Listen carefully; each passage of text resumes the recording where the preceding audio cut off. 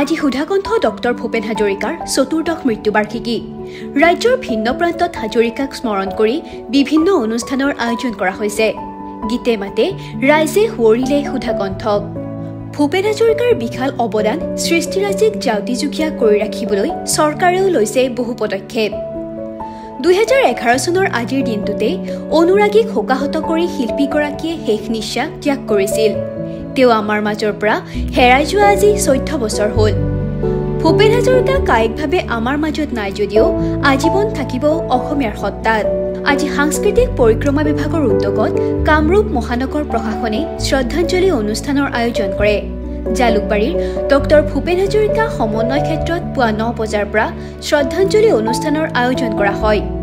শ্ৰদ্ধাঞ্জলি অনুষ্ঠানৰ পাছত সৰ্বধৰ্ম প্ৰাৰ্থনা, ভূপেন্দ্ৰ সংগীত, নৃত্যানুষ্ঠানৰো আয়োজন কৰা হয়। লতাশিল খেলপথাৰতো সুধাকণ্ঠৰ সাংস্কৃতিক অৱদানৰ প্ৰতি সুঁৱৰি বিশেষ কাৰ্যসূচীৰ অনুষ্ঠিত কৰে। ভূপেন হাজৰিকা অসম তথা ভাৰতৰ এগৰাকী গায়ক, সুৰকাৰ, গীতিকাৰ আৰু সংগীত পৰিচালক আছিল। তদুপৰি তেওঁ আছিল এগৰাকী চিত্ৰকৰ, লেখক, বিশ্ববিদ্যালয়ৰ শিক্ষক, চলচ্চিত্ৰ পৰিচালক আৰু আলোচনীৰ সম্পাদক। কিছু সময়ৰ কাৰণে তেওঁ সংসদীয় ৰাজনীতিতো যোগদান কৰিছিল। সুধাকণ্ঠৰ নামেৰে পৰিচিত ডক্টৰ হাজৰিকাই অসম, পশ্চিমবংগ তথা ভাৰতৰ অন্যান্য প্ৰদেশৰ বাহিৰেও চুবুৰীয়া দেশ বাংলাদেশতো এজন জনপ্ৰিয় শিল্পীৰূপে খ্যাতি লাভ কৰিছিল। ডক্টৰ হাজৰিকাক এগৰাকী বিশ্ব নাগৰিক আৰু মানৱতাবাদী শিল্পী হিচাপেও গণ্য কৰা হয়। উল্লেখ্য যে সুধাকণ্ঠৰ স্মৃতি সজীৱ কৰি ৰাখিবলৈ ধলাশদিয়াৰ ডক্টৰ ভূপেন হাজৰিকা সেতুত এটা বিশাল প্ৰতিমূৰ্তি নিৰ্মাণ কৰা হ'ব।